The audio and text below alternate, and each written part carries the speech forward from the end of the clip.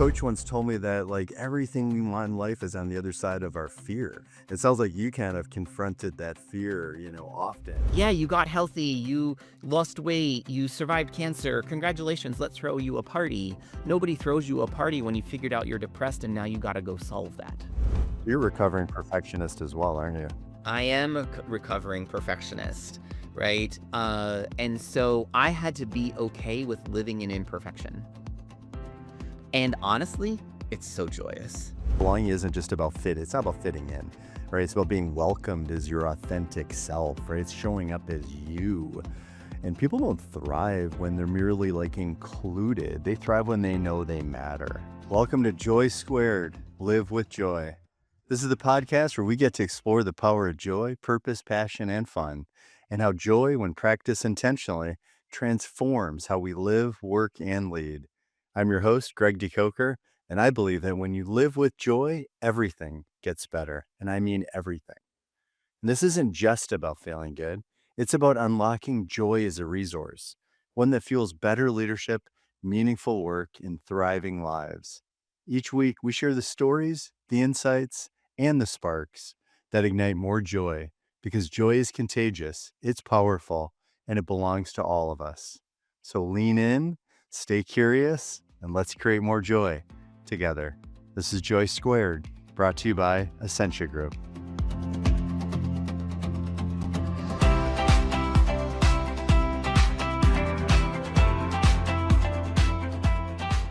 Welcome back to another episode of the JOY² Live with Joy podcast. I'm your host, Greg De Koker. As always, our purpose is simple: to inspire, energize, and empower people to live, work, and lead with more joy, intentionally. Today, we're exploring a topic that is deeply connected to joy and essential to the human experience: belonging. Because while joy may be a choice, belonging often creates the safety, connection, and trust that allow people to fully express it. And few people have spent more time exploring that idea than today's guest. And I can't wait to dive in. Christopher Bylone is the founder of Innovation Unbiased, a platform that combines data and storytelling to help organizations build cultures of belonging. He's also the host of the podcast I Know I Belong When, where he explores identity, inclusion, leadership, and human connection through powerful conversations and courageous storytelling. Christopher previously served as Global Head of Belonging at Krispy Kreme and Global Head of DE&I at IFF, leading transformational initiatives that impacted thousands of employees around the world. But what strikes me most about Christopher isn't his impressive resume, it's his heart. He's a cancer survivor, he's an advocate, a father, a builder of bridges, a builder of communities, and someone who has repeatedly turned life's hardest moments into opportunities to help other people feel seen, heard, valued, and loved. Christopher, welcome to JOY². It's so great to have you here. Greg, thank you so much for having me. I'm really excited about this conversation. Yeah, me too. And I thought before we kind of jump into the conversation, I just want to share with our listeners kind of how we connected, because it's Absolutely. quite, it's quite an incredible story. So we've been connected on LinkedIn, I think, for years, but never truly connected. Just Right. We were just, it was right at that, up until recently, it was just a number in the connection count. just a number. I was like, "Woo, you're part of my one of thousands of connections, one of Yeah, thousands of people I don't know." And exactly. so a few months ago, you kind of discovered JOY² through LinkedIn and binged on several episodes and left me a voice message after that. And also then wrote one of the most thoughtful and meaningful posts anyone has ever written about my work. And as I recently shared with you, when I listened to your voice message, it brought tears in my eyes. And when I read your post, same thing. And not tears of sadness, of course, but tears of joy, and what I like to call and what I've named joy streaming. So you can borrow that too. Well, Greg, you landed in my newsfeed inbox at probably the right time, right? I'm somebody who believes in serendipity. Everything happens for a reason and everything happens at the right time for you. You landed in my feed Yeah. at a time I had made a decision to move from Charlotte to the Poconos, Pennsylvania to be closer to my son. I was making a trip up to Pennsylvania from Charlotte driving in my car. And so I had a lot of time on my hands. And I went, "Well, this is a really interesting podcast that I really wanna get into," and so instead of turning on Spotify Music, I just turned on Spotify Podcast and listened to it. Well, And there were so many things that just jumped out at me as I was driving. I had to, like, wipe some tears off of my eyes as well because it was the message that was coming into me was landing in ways that I had no idea it was gonna land, yeah. and really helped me understand that the decision I made to move, even though it was gonna be a very complicated move, it was the right decision for me and my family, and I knew it was going to bring me joy. Oh my god, I love that. Well, and it's funny because when I was listening to it and when I read it, even though like my podcast isn't about me, like it's about the impact I want to make on the world. It's about me doing my life's work. I just I felt the way that you wrote it, just like really spoke to my heart, and my soul. It's like I felt seen, I felt understood, I felt someone really got what I'm trying to create here, and I felt like my life's work resonated with you and the impact I'm committed. And I know this is your gift, right? This is your jam. This is your superpower, and it was no surprise, like, when I kinda started to learn more about you and after we chatted and after I, did some stalking, discovery on LinkedIn and after I listened to some of your podcasts, I was like, "Man, he is a gem."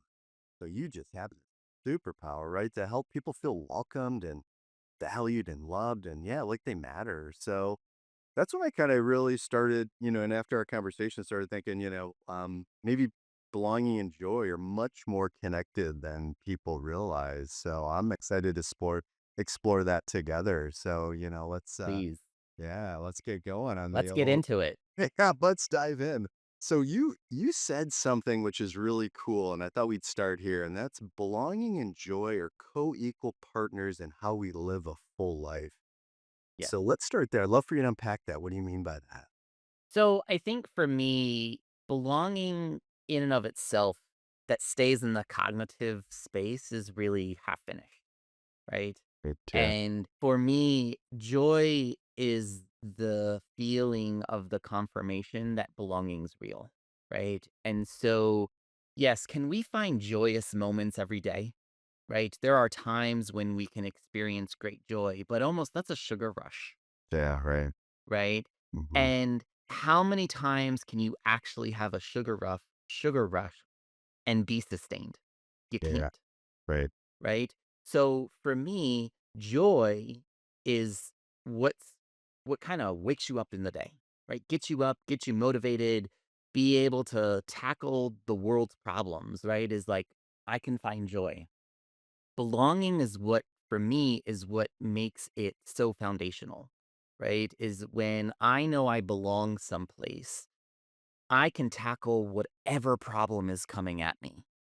And so that's why I feel belonging and joy are co-equal partners in living a full life because there are days that are not going to be joyful, Right.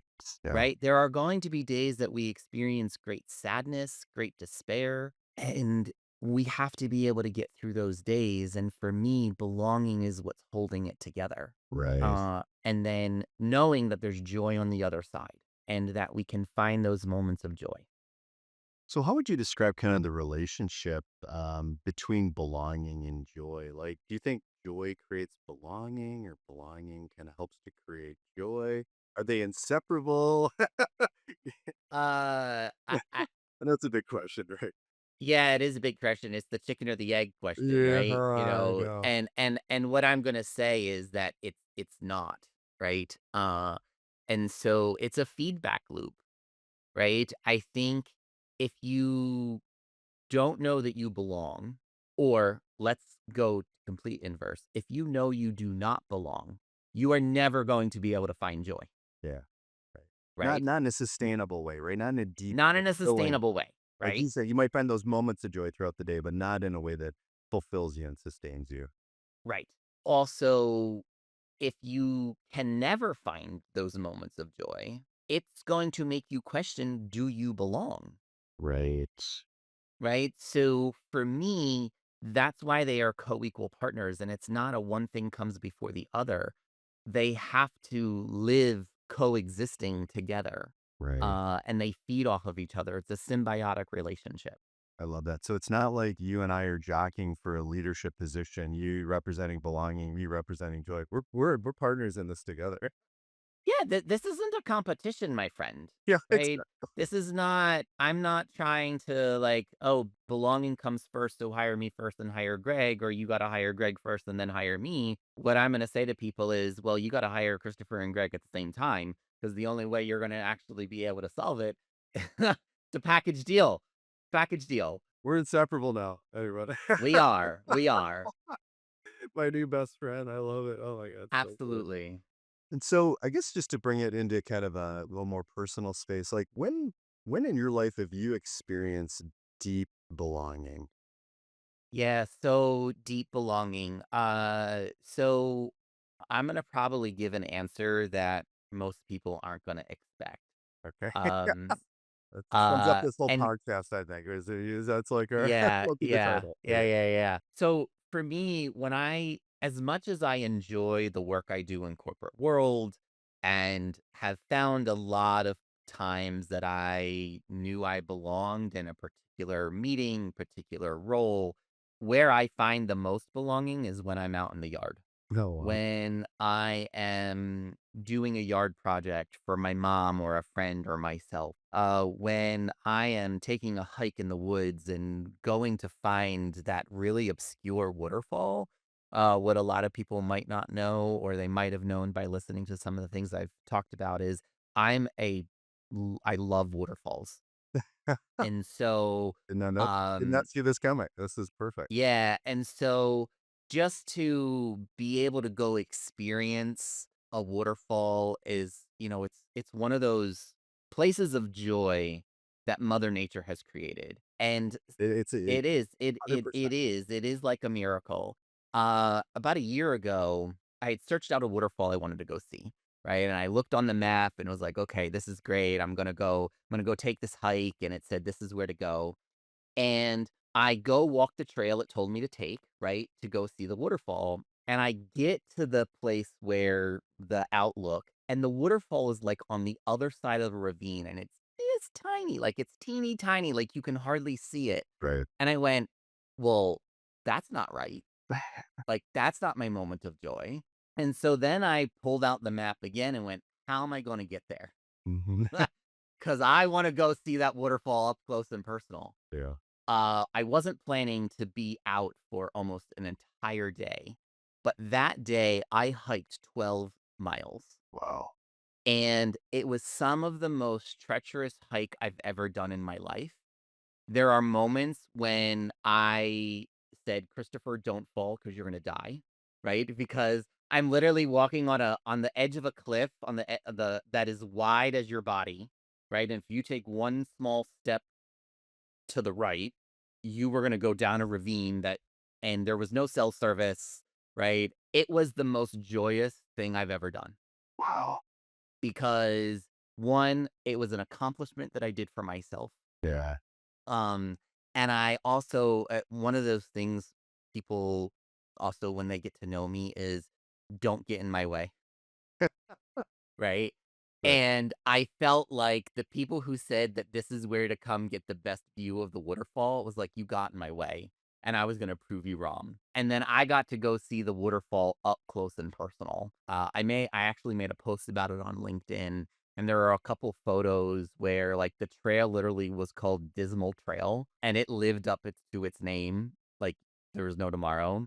There was one part, there was a sign that was like, "Turn around because what you hike down, you're gonna have to hike up." And I was like, Challenge accepted." Yes. So yeah, so I just, love to go where I find my place. I Mhm. mean, what's the reason why I moved to the Poconos, Yeah, you're in the right? mountains. As much as I loved Charlotte, Mhm. loved it, great community, I love the people, I wasn't home, Yeah. right? Feel like home, is that what you mean? Like it didn't feel Yeah, so I here, I get to look out my window and I see deer in my front yard on a daily basis, right? Having their breakfast in my front yard. That's joyous to me, Yeah, that is right? And so as much as I really appreciated my time in Charlotte, it wasn't home yeah. and I wasn't finding peace and I wasn't settled.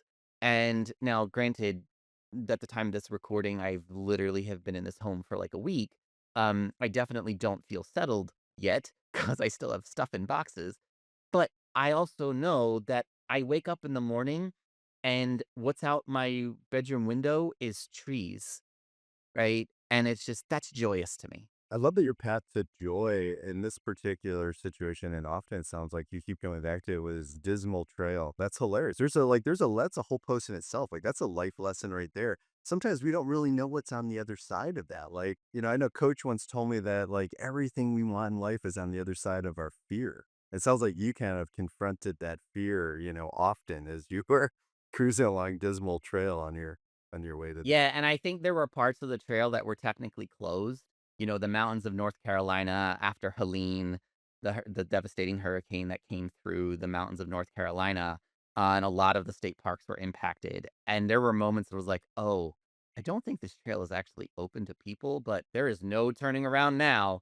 No, nothing We gets in just your way. gotta keep going. Get out of Gotta keep the way. going." Yeah, even that trail close sign. No, thank you. That's a suggestion. Right, right. So Oh, great. I love that answer. That's so good. Yeah, in the research I've done about you, I mean, you've spoken openly about moments where you felt different, misunderstood, even excluded. Like how have those experiences kind of shaped the person and the leader, you are today? yeah, I mean, what I would say is every experience has made me who I am, Yeah, right. right? Let's go back to early days, right? Bullied in high school.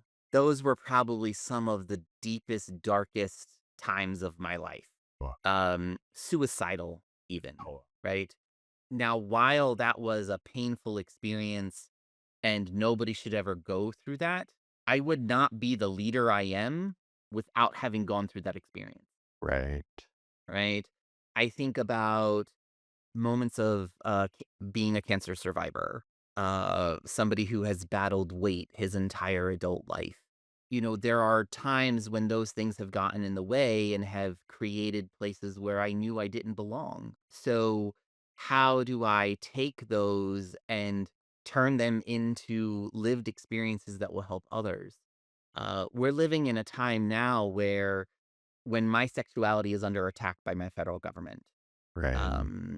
I left the Catholic Church because they told me I was an abomination. I mean, even before that, I mean, my mom's a lesbian. And so here I'm told by the Catholic Church, even before I figured out I was gay, Right. that because my mother's a lesbian, any of her offspring are abomination too. And so I'm going to hell as it is. Right. And I'm an altar boy and I'm being told this, like, okay, great. Thank you. Um, so there was definitely experiences along the way that I knew I did not belong someplace. Right. It's what fueled my passion for doing this work. Again, it goes back to, my Clifton strengths, Oh yeah. Right. I've done that too. and, Yeah. in my top 5 is achiever and competition.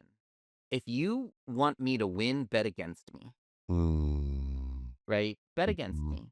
Yeah. Because I'm gonna prove you wrong, right? For me, it's like that's probably what saved me before I even knew it, right? So if I think about the going back into high school when there was a lot of suicide ideology and attempts, Mhm. and what caused me to get through that was I didn't want the bullies to win. Yeah, right. No one does. Right? No one does. I knew there was a voice inside my head, and I believe it was my grandmother who had passed, who said, "Christopher, don't let them win. Like, you deserve to be here. If you go away, that is their goal. They want you to disappear." Right. And so it was like, "Okay, well, guess what? I'm not gonna let you win. I'm gonna do what needs to be done to get through this and to figure out how it's gonna get better." What a powerful story. I mean, because just one of those things that you shared could have just taken its toll and set you on a course that kept you on Dismal Trail. Like, it literally, you could still be on Dismal Trail, right? Luckily, you're not for a lot of people. Like, how did you make that choice? I'm always, because I know those aren't things that you chose, like, back in the day, being bullied, getting cancer. So how do in that situation, you were a victim in those situations, and how do you change that from not being a victim in your life? for the rest of your life. I think that's a it's a power I think I look at it as a powerful choice, right? You literally had to choose because you could use those excuses for the rest of your life, right? Or and use that those terrible circumstances as a way to break you down. Yeah, if I'm gonna be completely honest, I have a really good therapist. Yeah. Um, Yeah, we uh, all do. We all do. right? Yeah, No, me I'm too. not Yeah. joking. I'm No, not no. joking, Yeah. right? I would say summer of 2024, I had really kind of an aha moment, and it was a photo. So I was speaking on a stage, was on a panel with HR executives. I was talking to a room full of HR executives, and somebody took a photo of me on the panel, and they sent it to me. And I went, "Who the hell is this guy?" I did not recognize the person that was on stage. I was obese. Oh, wow. Okay. I looked that I was not happy. Right.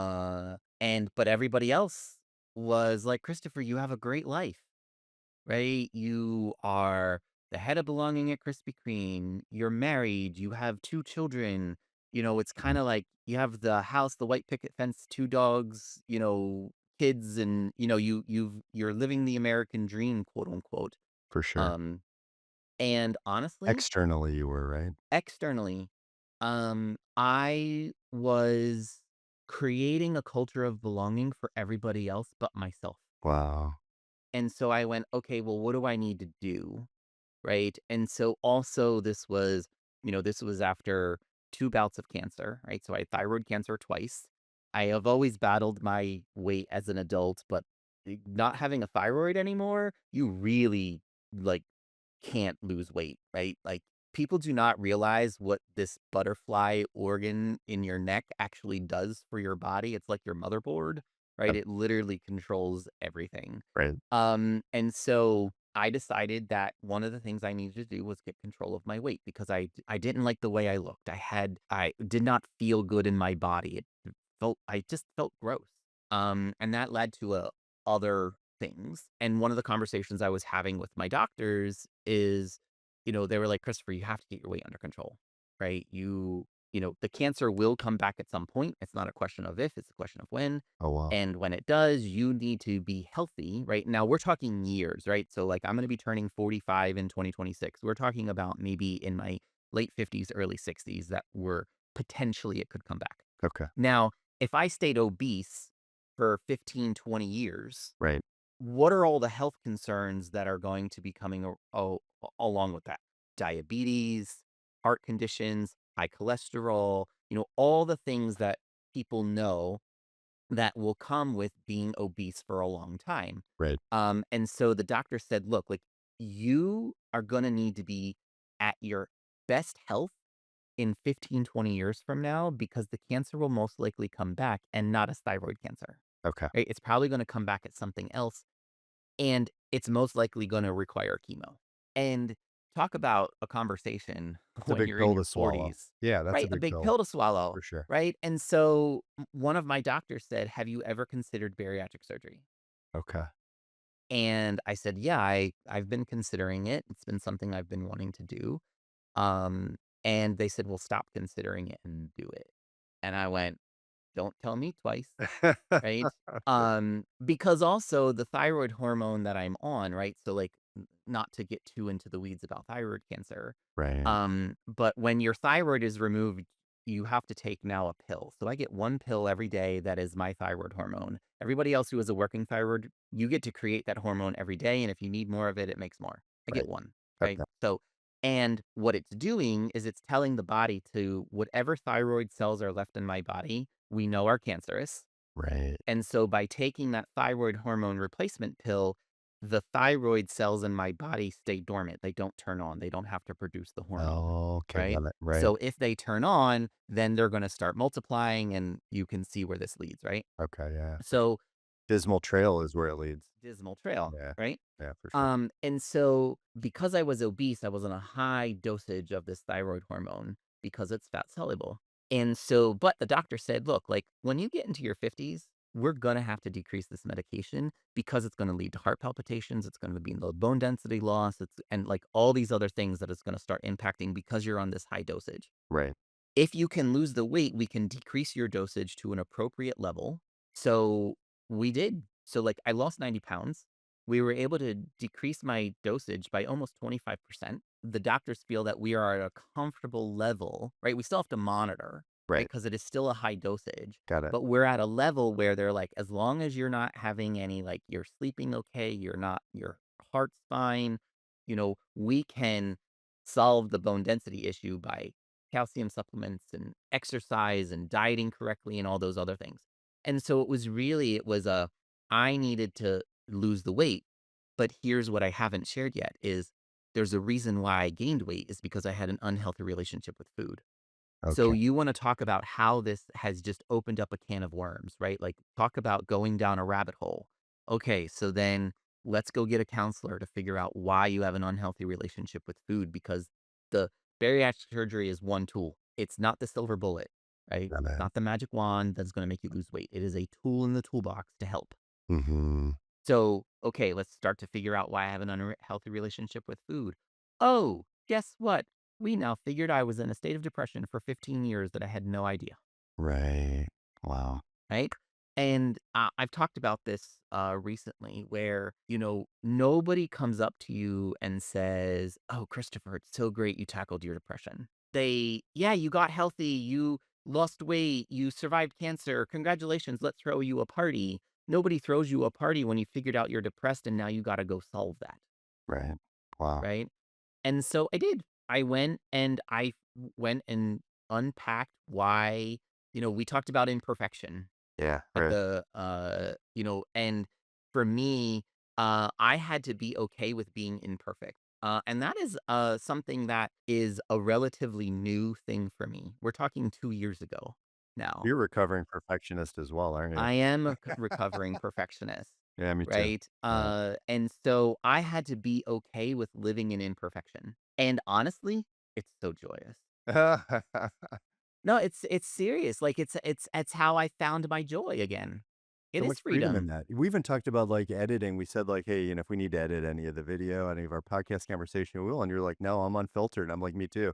So, yeah, Right, sign me up. I don't need to edit, It's like I don't need to try to be perfect. I spent half my life trying to be perfect. It's unhealthy. Yeah. right.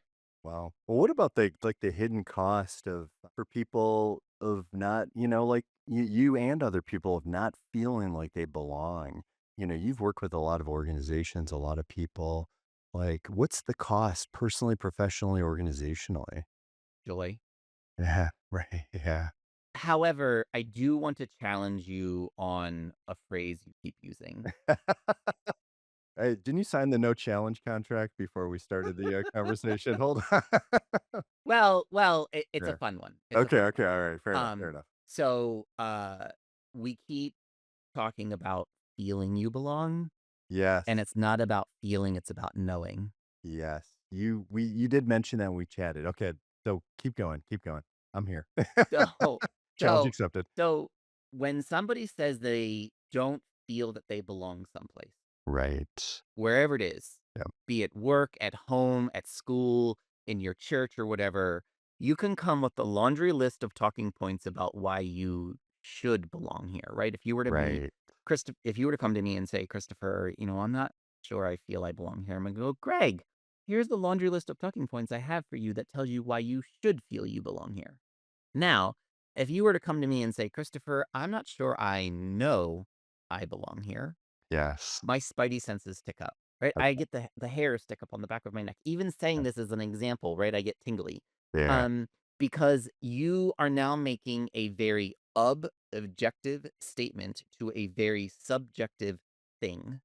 And I'm gonna go, Greg, what's happening? Who said what? Who did what? What's going on? What is causing you to say, I don't know that I belong? Got it.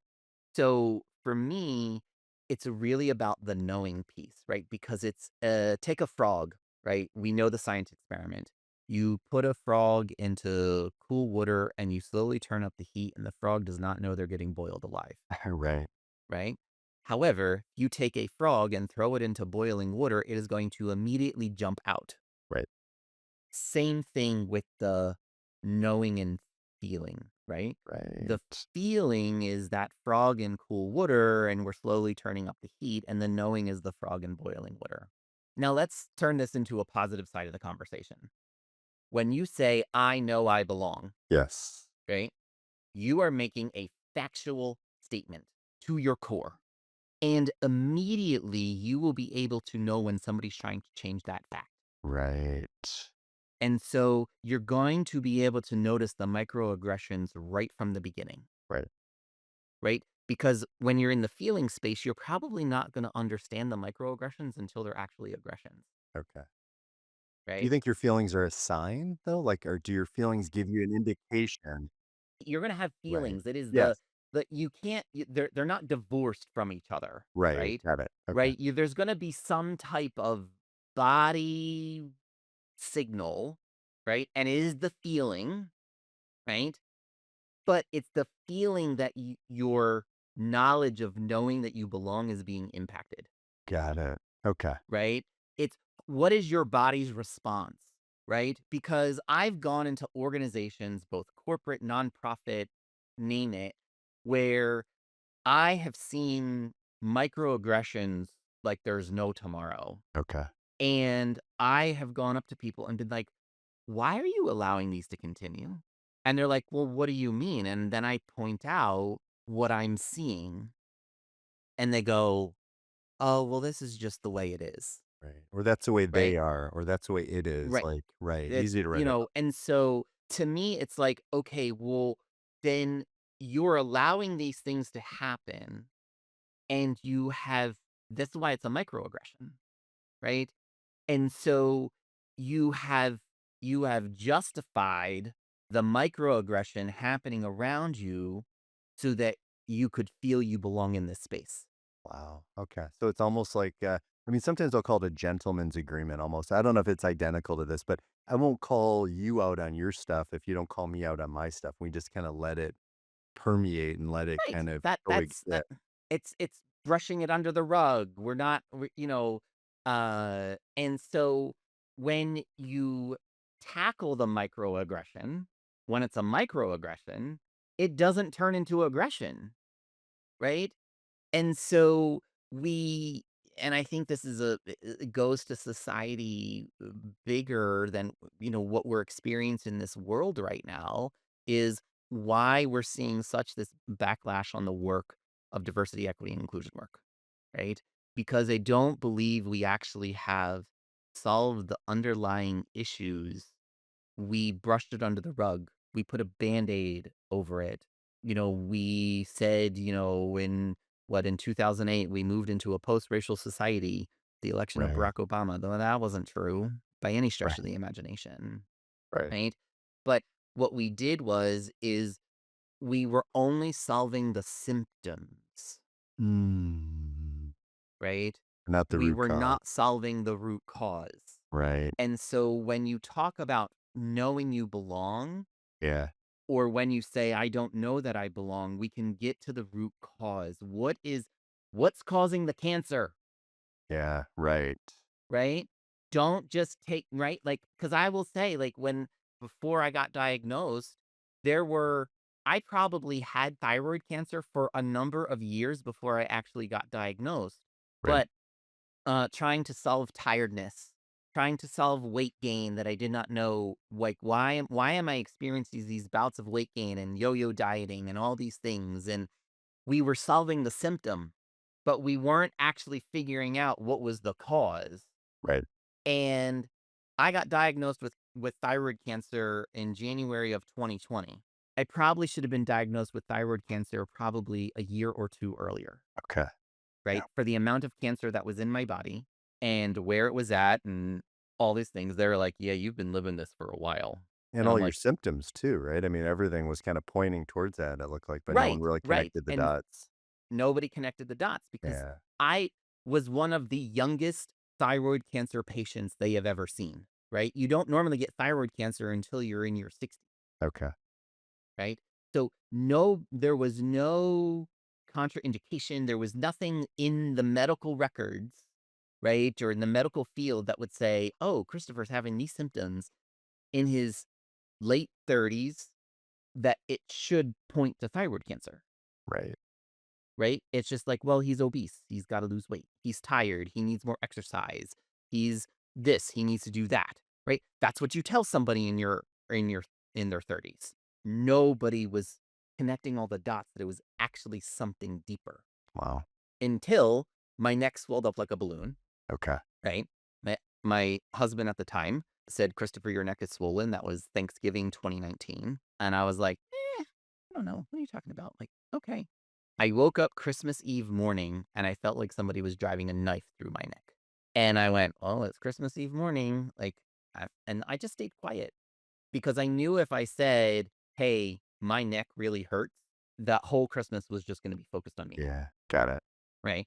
Yeah. And I'm the type of person where it's like, no, like, Yeah. I don't wanna take the joy around away from everybody else. I also wanna go just have fun at Christmas and not be in the, like, "Your neck is swollen, duh, duh, duh," like, People no. checking in So every 5 minutes, all that stuff. Yeah. right, like, "Are Yeah. you okay?" Like, "What's going Yeah. on?" So I just took Tylenol and Advil and been like, "I'm just gonna power through." Mhm. Got through Christmas Eve, Christmas Day. I woke up the 26th in the morning and turned to my then husband and said, "My neck really hurts. I need to go see the doctor." Yeah.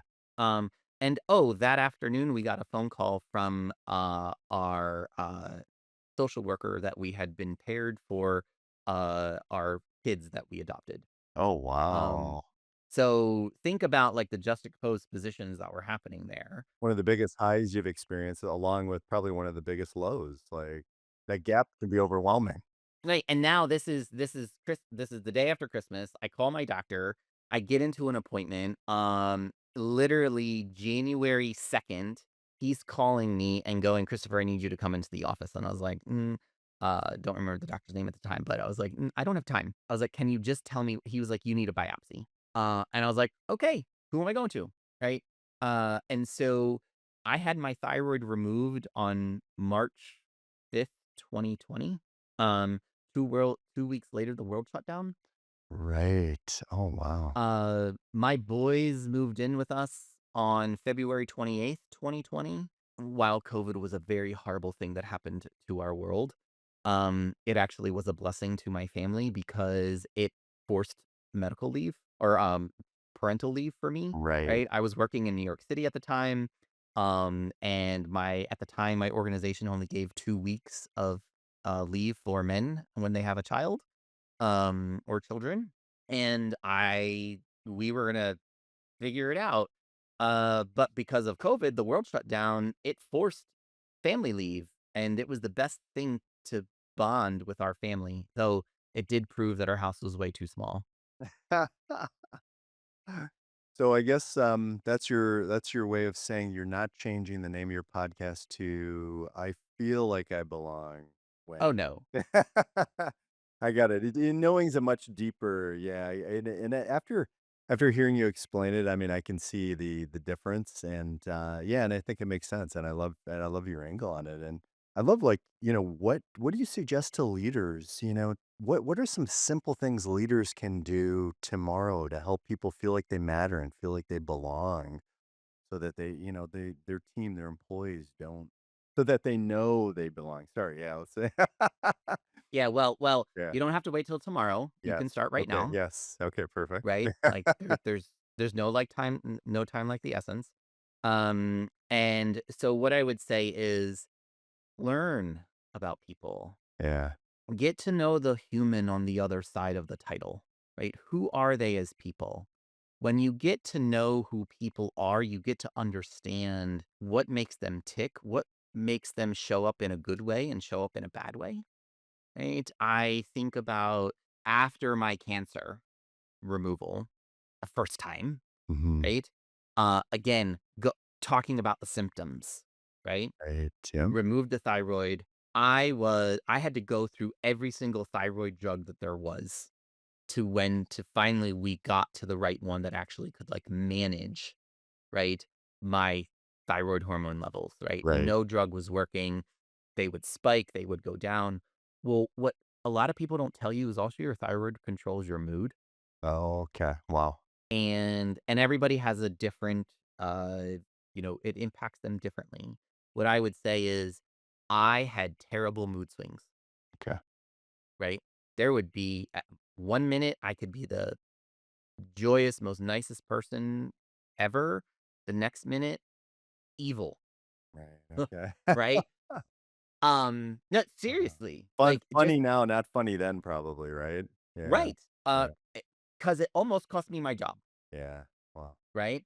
I stayed quiet about it because my mood swings, Christopher, you don't have executive presence. You need a coach, right? I got an executive coach and working through this and so it wasn't until, I had somebody say to me, "Christopher, own it," Yeah, right? "You have a disability." right, okay. Wow. I was like, "I had thyroid cancer. I don't have a disability." Right? Like, no. Like, I solved it. We're good. No, no, no. Christopher, you have a disability. Your medical diagnosis is having a major impact on your life. Right. That is a disability, right? Go ask for reasonable accommodation. What was my reasonable accommodation? Not have as many meetings in the afternoon Right. because I get to take that one pill, remember? Yeah. Well, I have to go take a nap in the afternoon because I am tired, right? And when I get tired, my filter turns off. Yes, right. The confident achiever competition person that's in me sometimes lands on people of cockiness, aggressive, and so I have to own that my competition achiever personality lands on people differently, right? Got it. Intent versus impact, right? You may not intend to impact somebody that way, but once you know you impact them that way, it is your responsibility to change the impact Yeah, take full responsibility, which is what and you're take full responsibility and figure out how you're going to lessen. But part of it was, hey guys, I have a problem. okay, Some people I could not repair the relationship okay, with got it. because they were like, "Well, what the hell?" Right? And some people understood, right? And so, however, when I started to own it and started to understand how this impacted my life, people started to understand how to work with me. I had close friends, close Right. colleagues, and been like, "Hey, Christopher, you might want to check yourself." Right? Like, "Are you tired? You did not show up the way you should in that meeting." Okay. Right? I had accountability partners. Yep. Right? And I've been like, "Oh, yeah." And so there were times when I would get to, like, 2 o'clock in the afternoon, and I saw some meetings on my calendar that were gonna be kind of those come to Jesus meetings, and I Right. moved them. I was like, "I Right. need to take the afternoon off." Right? And so that was part of my reasonable accommodation was to be able to exit some difficult conversations when I knew I did not have the mental capacity to be able to do it because of my physical health. And what like, to kinda segue into, like, those are some major things that block your joy, and I would imagine even your belonging. What do you think, like, block belonging and joy in organizations? Trust. Yeah. And is that connected to emotional safety? Like, are those Yeah, I think that psychological safety is all connected there. If we think about the Maslow hierarchy of needs, one of the things I will just if you're talking about, being financially secure, if people do not feel secure in their job both financially or they're going to be able to keep their job, right. you're never going to get to a state of belonging. Okay. Right? Because you're not going to be able to overcome that safety that they're looking for. Right. It's one of the reasons why I enjoy and really passionate about working with organizations that the predominantly of their workforce is frontline staff, right? Those who do not have a laptop, Right. right? The majority of the workforce can't have this conversation. You and I get to control our calendars. We are, but the cashier doesn't get to do that, Yeah, right? right. And their job is just as important as the work you and I do, right? And so, how do we create a culture where they know they belong, they are valued, right? If we think about when I left higher education and as I was transitioning into the corporate world, I had taken a job at a retail store. I was a cashier. And I had the privilege that I did not have to work multiple jobs, right? I was living at home with my parents. I just needed to make enough money to kind of cover my bills. But I saw people who were working 2 and 3 type of retail jobs, and they were needing to jockey schedules. When stuff came down from the corporate organization about how deflated they were, and they just were so cynical, and they had every right to be, right? They could not find joy. And that's probably what opened my eyes to been like, okay, we need to solve this, Yeah. right? How can I help make sure that these people never feel this way? Because I was looking at the leadership of my organization and going, yeah, you all suck. And I could even remember conversations they had with me, right? And I'm going, I'm trying to tell you that they were messing up my schedule. It was just like, you weren't treating me as a human. You're Right. treating me as as a commodity, Right. and, like, changing the schedule at will, right? And I Mhm. could remember going, "Well, you're changing the schedule, and there are people who have other jobs," and I could remember the district leader saying to me, I was like, "Well, that's not my problem because they work for us." So no sensitivity, no humanity, no they're Well, not interested. it was like he literally said, "We own you." Yeah, right. You do what we say. And I was like, are we slaves? Yeah, right. You don't own me." Mhm. Right? I have a contract with you, and it says if you're gonna change the schedule, you have to ask. It's a two-way contract, by the way. It's a two-way contract, Yeah, not a right? one-way. That's not the way a lot of leaders in an organization think. It's like that really taught me about how to make sure that we were looking out for the folks who do not have a voice Yeah, right. or don't feel that they have a voice or know that they have a voice. And I was telling my fellow colleagues, I was like, "Speak up." Yeah. So how do you do that though? Like, what are some of the like, is it just you're asking for their feedback? You're creating an environment where they feel safe? Like, is it one conversation, one interaction at a time?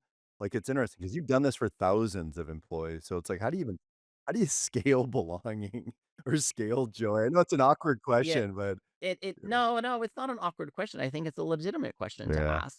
And honestly, it comes from the tone at the top Yeah, right. and the willingness for people across the organization to hold their leadership accountable. To co-create an environment of trust and respect and safety.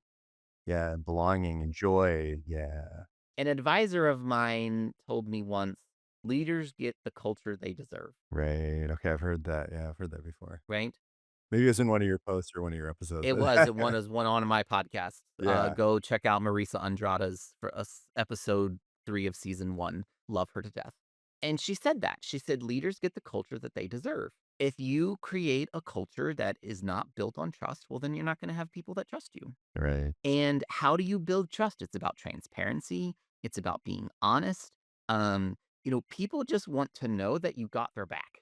Yeah, right. And even in the hard times, right? I mean, I will tell you in jobs that I've had where budgets are tight and my leaders gave me the truthful information about what was going on in the organization, I understood I was part of a bigger picture and Right. went, how can I help?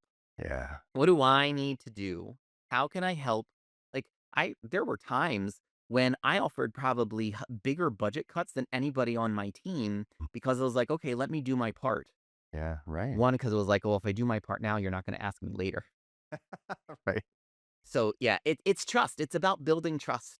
It is also about being human. Yes. Get to know the human on the other side. We all have a job to do, and I would argue that the person who is your cashier, your person who is cleaning your office, the person who is interacting with your customers on a daily basis are more important to the success of your organization than your CFO and your CEO. Right. They're on the front line, they're making it That happen.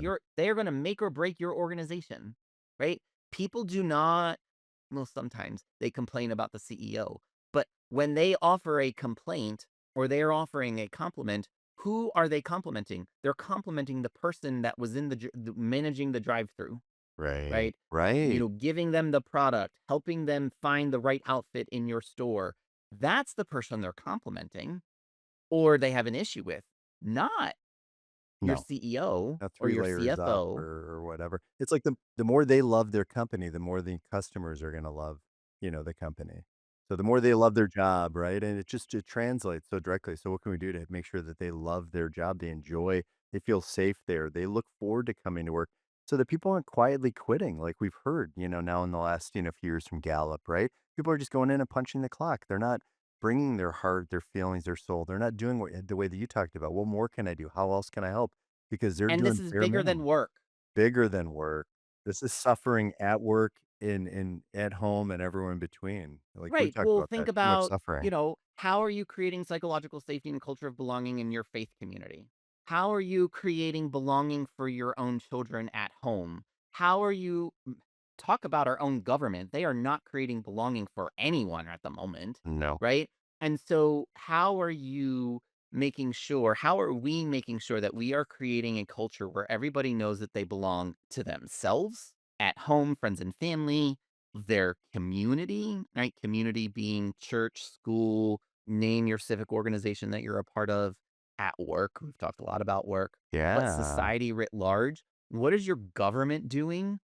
Right? So this gets back, and I know we're coming up on time, and this is probably a whole nother podcast. Um, Yeah, for but sure. but for me, it's not just about what leaders do, it's about the policy, the practice, and the process that organizations have. And when I say organizations, I'm not just talking about corporate, right? Right. I'm talking about your church, your fraternity, your sorority, your school, even at home. What are your ways of working with your children? How we do one thing is how we do everything. You're right. So how we're how who we are as a leader at work is usually who we are as a father, right? Or as a husband. There are those consistencies. My kids Or can't stand the fact that I am a DEI practitioner every single day, right? Because I hold That's people who to you are. inclusion, right? There was a Yeah. story where my son was asking to go spend the night at one of his friend's house. Right. And, I could hear him. He even said, "I'm gonna go sleep over at so and so's house." I'm gonna not say the name to for, and I could hear the friend in the background go, "That sounded really gay." And I went, "Excuse me?" Whoa. And I went, Yeah. "What did you just say?" Right? And they're like, "Oh, sorry, sorry, Mr. Bylone, sorry, didn't mean to say that." I was like, "Mm-mm-mm." And so I was like, "Well, guess what? The answer is no." Yeah. Wow. And my son went, "What do you mean the answer is no?" I was like, "No, you Yeah. can't go. Yeah. Sorry." He was like, "Well, what do I need to do?" I was like, "I need an apology." Yeah. And my son came home and I was like, "Nah, he's sorry." I was like, "You're no, nope." I was like, "I know he is on his way to sports practice, and he literally has to drive past our house to get to school. He needs to pull into my driveway, and I need to see the white of his eyeballs to my face with an apology." And how old were they at that time? If you don't mind me asking? This was senior in high school, Okay. Well, and right? just real Like, quickly on that, I remember as a kid, saying that is so gay because that meant it's so bad and not even knowing what gay meant. We didn't even know what that meant. Terrible until I figured it out. Yeah. right, right, but it's in the vernacular I of our know. society, I know. It right? still is. It's like Wow. when you say that's so retarded, like, no, like, all the remember those commercials, right, that people had? Wanda Sykes, would turn around with the salt shaker and been like, "Oh, that's so gay, like, what do you mean by that?" Um, Yeah. Yeah. but what the joke that I'm trying to make, or the light that I'm trying to make, is that we need to be who we are all of the time. You have to be your authentic self, and that's how you show up as your best self, right? Yeah. I don't want a mask. I don't want you to be the person that goes to wherever place you're going to go to on a Sunday and talk about gays are abomination and women don't have a place in leadership and you name it, and then show up at 9 a.m. on a Monday morning and be all smiles and rainbows. That's not genuine. No, that's not. And people pick up on that. We know that, right? We can feel it. And professionally, Yeah. if you can flip that switch, I can't do anything to you, right? I can't hold you Right. accountable in the workplace. Personally, I don't believe you can flip the switch, Yeah. Oh, wow. right? If you're going to be homophobic, racist, sexist on a Sunday, or as I like to say, if you're going to be racist, homophobic, and sexist on at 8:55 a.m. on Monday morning, Yeah. you are going to be the same way at 9 a.m. on Monday morning. You Right. At cannot work. flip a switch, No. right? And so, how are you living your life that is genuine every single minute? That's a great question. And Christopher, before we wrap up, um, what do you hope people listening to our conversation today, what do you hope they feel, or what do you hope they know, or what do you hope they take away? I want them to know that they are human. It is okay to be imperfect. Lean into the imperfection. Spend time learning who you are for yourself. Ah, breathe that one in. Yeah. Beautiful. Yeah, thank you. That's you know what? Thank you so much for today. Like your wisdom, your energy, your humor, your joy. Thanks for sharing all that. Like this has been so powerful and so fun. And like a few things that stood out for me today is like belonging isn't just about fit. It's not about fitting in, right? It's about being Mhm. welcomed as your authentic self, right? It's showing up as you. And people don't thrive when they're merely like included. They thrive when they know they matter, when they know they belong versus feel when they belong. So yeah, I'm already starting to kind of catch on. And that joy and belonging are competing ideas. They're partners, right? And they're equal partners and they're superpowers, right? Individually, personally, and professionally. And also that leaders have far more influence than they realize in creating the conditions where both belonging and joy can flourish. So yeah, Christopher, thank you for your leadership. Thank you for your courage. Thank you for dealing with the really heavy things that you've dealt with in your life to get to where you are, where you're making such an impact in the world. I know you've made a huge impact in my life. So, yeah, thank you so much for.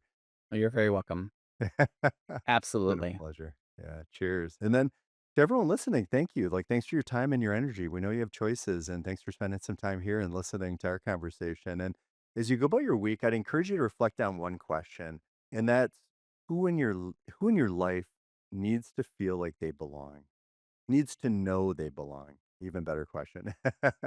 And maybe it's a colleague, maybe it's a family member, maybe it's a friend, and maybe it's you, right? Because joy grows wherever people feel safe enough to be fully themselves. So until next time, live, work, and lead with more joy intentionally. Cheers. Thanks for spending this time with us on Joy Squared, where joy multiplies and everything gets better. Remember, joy isn't just something you feel, it's something you create and it's something you pass on. If this conversation sparks something in you, share it because joy is contagious.